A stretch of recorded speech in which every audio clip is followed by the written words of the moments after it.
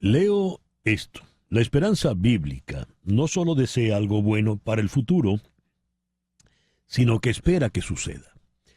Según el filósofo mexicano Mario Teodoro Ramírez Cobian, la concepción de la esperanza del cristianismo y otras religiones tiene un carácter totalmente enajenante para el ser humano. La esperanza es una creencia en algo respecto de lo cual solo somos pasivos y receptivos. No tenemos bases ni pruebas que sustenten nuestra esperanza, solo creencias difusas y una fe que no se cuestiona. La esperanza se convierte así en un puro sentimiento, en puro deseo y en mera ilusión. Es solo un consuelo imaginario, ideológico, para sobrevivir a este valle de lágrimas. Fin de la cita. Está hablando acá de la esperanza religiosa, de la esperanza que depende de la fe, ¿verdad? Creo en una providencia y esa providencia me va a ayudar. Hay otro tipo de esperanza y siempre popularmente se dice que es lo último que se pierde. Bien, en el plano social, histórico, en el plano terrenal, uno se aferra a la frase de connotación religiosa para decir, la esperanza es lo último que se pierde y yo estoy agarrado a esa esperanza. Esa esperanza es completamente distinta de la otra. Vamos a hablar de la esperanza política, histórica y socialmente hablando. Y sobre todo de lo que puede representar esa esperanza en la Venezuela de estos tiempos que corren. Para abordarla hemos invitado a dos destacados pensadores venezolanos. El doctor José Rafael Herrera es doctor en filosofía por la Escuela de Filosofía de la Universidad Central, donde es profesor titular. Él está en la ciudad de Orlando. José Rafael, muy buenos días, muchas gracias por acompañarnos. Hola César, muy buenos días. Un placer estar contigo. Y en la ciudad de Caracas está el doctor Trino Márquez, doctor en Ciencias Sociales, también profesor titular de la Universidad Central de Venezuela. Trino, muy buenos días, muchísimas gracias por acompañarnos. Es un placer estar contigo, César Miguel, y compartir este espacio también con José Rafael. ¿Qué es la esperanza cuando hablamos política y socialmente? Comenzamos con José Rafael Herrera. Bueno, en este aspecto, en este tema, yo soy partidario de la opinión de Spinoza. Yo soy en este sentido un espinosista convencido. La esperanza es una especie de Janus del pensamiento. La esperanza tiene dos rostros. Por un lado, eh, es eso, esperanza, pero por el otro es miedo. Mm. Esto lo dice Spinoza en la ética. Eh, es decir, cada vez que tengo esperanza es porque tengo miedo. Cada vez que tengo miedo es porque tengo esperanza. Es decir, hay una relación estrecha, inescindible entre un aspecto y el otro. Y yo le he insistido muchísimo a muchos amigos políticos venezolanos en esta especie de continuo estribillo de que la esperanza es lo último que se pierde y tal. Uh-huh. Bueno, creo que más bien valdría la pena hablar de fe, valdría la pena hablar de virtud, de pasión, de coraje, es decir, cualquier cosa, menos de este sentimiento que tantas veces hemos tenido los venezolanos y sin embargo tantas veces nos ha llevado a enterrarnos con mayor fuerza en el miedo. Es una cosa Uh-huh. que uno podría incluso constatar cada vez que hemos tenido unas esperanzas inauditas. Bueno, hemos terminado en la Yeah. desesperanza más bien, ¿no? ¿Y qué opina de esto Trino Márquez? Trino, por favor. Sí, bueno, yo creo que la esperanza, sí, como dice José Rafael, es un estado de ánimo. Que en el caso de la Venezuela actual, la que estamos viviendo en este momento, la esperanza ha renacido porque está ligada a esa sensación o a ese sentimiento de que es posible lograr un conjunto de cambios que recuperen la normalidad de la vida ciudadana y la normalidad de la vida individual. Es posible, ahora de nuevo ha renacido en los venezolanos la idea de que es posible tener un país normal. Un país normal que satisface sus necesidades básicas, que satisface el servicio de electricidad, de agua potable, que puede volver a tener un transporte público eh, que funcione de manera eficiente, que puede volver a tener una salud y una educación pública eficaz. Y un poco más allá está pensando en la posibilidad de que es posible tener gobiernos alternativos, como tienen todos los países de América Latina, o la inmensa mayoría, con la excepción de Cuba y Nicaragua, de que es posible que quienes están en el gobierno pasen a la oposición, de que es posible volver a tener un poder judicial que funcione de acuerdo con los principios republicanos y que sea un árbitro entre el legislativo y el ejecutivo, que es posible tener un nuevo gobierno que se encargue de resolver los problemas básicos de la ciudadanía, que es posible volver a tener medios de comunicación independientes y poderosos, que es posible volver a tener organizaciones políticas, partidos, sindicatos, gremios, que es posible que la gente retorne al país. Y esa no es una esperanza, o esa no es una ilusión, una fantasía ilusa, sino que está anclada en cosas, en procesos que han ocurrido últimamente que son muy interesantes. Por ejemplo, cuando nadie creía que la oposición podía realizar las primarias en octubre del año pasado, esas primarias se realizaron, contra viento y mareo. Cuando nadie creía que era posible tener un candidato unitario, bueno, pues se tiene ese candidato unitario.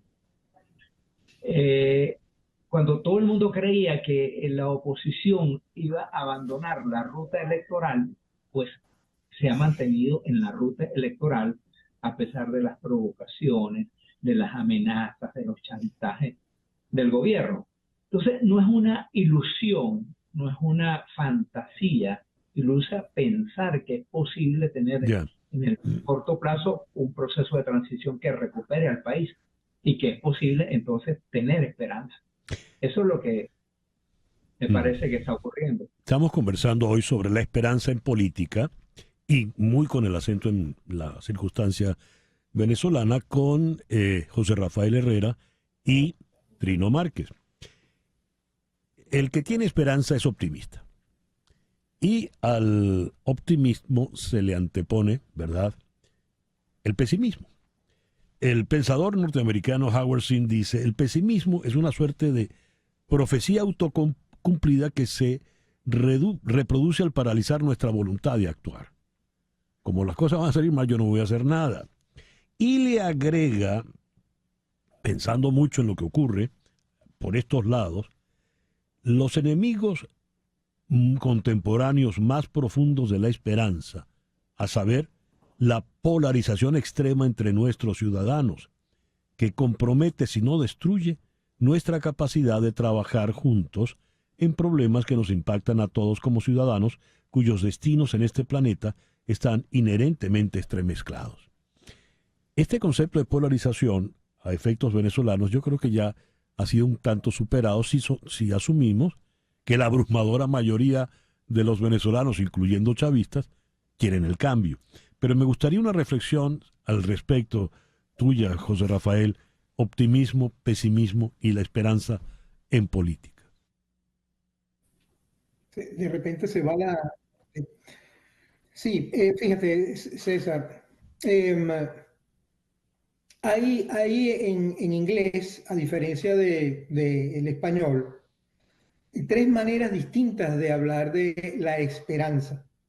En inglés tú puedes decir expecting, puedes decir waiting y puedes decir hope. Bueno, el asunto es que en cada una de esas formas, digamos, hay una diferenciación importante. La religiosa, propiamente dicha, de la que estamos hablando nosotros en este momento, se refiere a hope. Pero en los tres casos, no obstante, hay una no participación del sujeto. Sí. Y esto es clave para comprender el asunto de la esperanza. Es decir, quien espera es una persona pasiva, es una persona que está a la expectativa, es una persona que desea, pero no basta con el deseo. Entonces, a lo que me refiero es a que existe la necesidad de que la persona, para poder conquistar los cambios y concretarlos, necesariamente tiene que pasar de la pura expectativa a la actividad práctica, a la acción, al compromiso, a la organización. Es decir, todo eso a lo cual se refería Trino, que ha venido sucediendo, no es por pura esperanza, no es por pura esperanza, es tal vez por deseo de cambio, es tal vez por, digamos, la necesidad incluso que existe en el país de una modificación sustancial de la vida cotidiana, porque el problema cada vez se acrecienta más, como tú señalabas hace un momento, no solamente desde el lado de la gente que se siente opositora o de los que nos hemos tenido que ir del país, sino de aquellos mismos que antes se desgarraban las vestiduras a favor del régimen chavista. Bueno, hay una necesidad y hay un deseo enorme de cambio, pero para poder hacer eso tuvo que haber una voluntad firme de, digamos, organizar esa voluntad y colocarla en una situación no de simple deseo, sino de objetivamente una voluntad que puja, que presiona permanentemente para que ese cambio pueda ocurrir. De manera que yo insisto en que más allá, digamos, del puro sentimiento a lo Ernst Bloch, que escribió un texto llamado El principio de esperanza, precisamente, más allá de eso, se trata de un asunto de virtud, como diría Maquiavelo, un asunto de voluntad, de disposición, de organización, de trabajo, de creación, para que la cosa funcione y se objetive en la realidad. De manera que el sentimiento, tal vez, digamos, en un principio, sentir la esperanza y tal, pero no basta con eso. Es importante pasar del deseo a la organización y de la organización a la construcción de una nueva voluntad, de un nuevo bloque histórico, para decirlo con Gramsci. Muy bien, ha citado Maquiavelo y a Gramsci en un mismo párrafo. Me parece muy bien. El tiempo lamentablemente se nos vino encima y ya que hemos puesto esta diatriba, optimismo, pesimismo, recuerdo cuando recién toma la oficina del primer ministro Churchill, viene de la debacle de Dunkerque y le preguntan, ¿y usted es optimista? La respuesta de Churchill fue, no tengo otra alternativa. De manera que hay que insistir. Y cuando uno suele decir, la esperanza es lo último que se pierde, pareciera que uno se está viendo en un saco que está vacío. Y al fondo de ese saco solo queda una especie de viruta que diríamos, eso es la esperanza. Pero por lo que han dicho ustedes en esta breve conversación, ese saco no está vacío. Ese saco, por lo visto, políticamente hablando, en la Venezuela de hoy está cargado de muchos elementos. Te dejo entonces la palabra ya a manera de conclusión, Trino, por favor. Sí, César Miguel tiene toda la razón. Aquí no es un modo de decir, un modo elegante de decir que la esperanza es lo último que se pierde, que aquí se ha venido trabajando muchísimo. Aquí la plataforma unitaria, la democrática, es una plataforma que ha ido resolviendo los problemas, que no se ha dejado acorralar por el gobierno, que no se ha dejado destruir por las amenazas ni por los chantajes. Allí está María Corina Machado recorriendo al país. Allí está ahora Edmundo González Urrutia apareciendo y dando un mensaje de esperanza, optimismo y de tranquilidad al país, porque el país necesita volver a la normalidad. Allí están los ciudadanos, allí está el movimiento sindical trabajando por mejorar los salarios y las condiciones de vida de los trabajadores. Allí están los jóvenes que fueron a inscribirse y soportaron colas de 8, 10 y 12 horas para inscribirse en el registro electoral permanente. Allí están los ciudadanos movilizándose por todo el país apoyando la candidatura unitaria que tiene ahora dos cabezas, la de María Corina Machado y la de Edmundo González. Es decir, tenemos de nuevo un país que se está reencontrando, no con el optimismo iluso que tienen muchos pueblos, sino que tiene una esperanza militante. Aquí se están organizando, aquí se han organizado ya cerca de 600.000 comanditos que van a apoyar la candidatura de González Urrutia. Entonces, hay un país que está renaciendo. Aquí no se ha perdido la esperanza en el voto. Aquí la intención que están demostrando las encuestadoras de la gente que quiere ir a votar ha ido creciendo y la gente ha entendido de nuevo que el voto es el instrumento fundamental del cambio pacífico, democrático y constitucional. Entonces, aquí la gente está operando. Aquí el optimismo no es un optimismo iluso, sino que es un optimismo basado en el trabajo, en el esfuerzo y en la constancia permanente. Entonces, volviendo al tema que nos convocó, tenemos esperanza, pero una esperanza, como decía José Rafael, militante, activa, en el sentido en que lo planteaba Maquiavelo y en que lo plantean la mayor parte de las personas que están interesadas en el mundo político. Muchísimas gracias a Trino Márquez y a José Rafael Herrera por acompañarnos en la mañana de hoy. Gracias, Trino, gracias, José Rafael. Ha sido un placer estar contigo. Muchísimas gracias, Trino. Un placer verte, Trino. Un placer. Igual para ti. Un abrazo muy fuerte. Bien, son las 10:23 de la mañana. Esto es En Conexión, por Éxito 107.1 FM en Miami. En un momento regresamos con César Miguel Rondón. En Conexión por Éxitos 107.1 FM.